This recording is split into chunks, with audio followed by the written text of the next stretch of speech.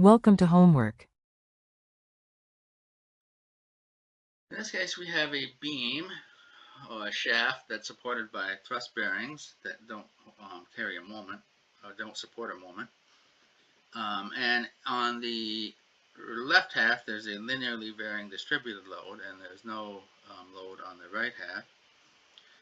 Looking at the entire structure, we can figure out that the support on the left is carrying 600 pounds, and the one on the right is carrying 300 pounds. Now, again, if we just take an arbitrary cut in this region, well, in this region it's easy because we know we have a constant shear, and that's going to be minus 300.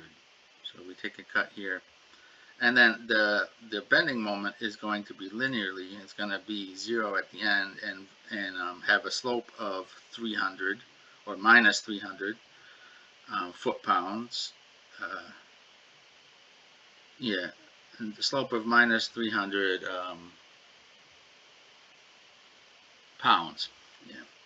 So we come up here until we get to the middle. And now in, in this region, I drew a little schematic here to make it a little more clear that the magnitude of this, the slope of this distributed load is 50. So that we can define a function that's 50x is what this is. And so the area under this curve is 25x squared, and the position is 2/3 x. So the shear is going to wind up being 25 times 4 minus 24 minus x squared. Okay, so that's because of this value here.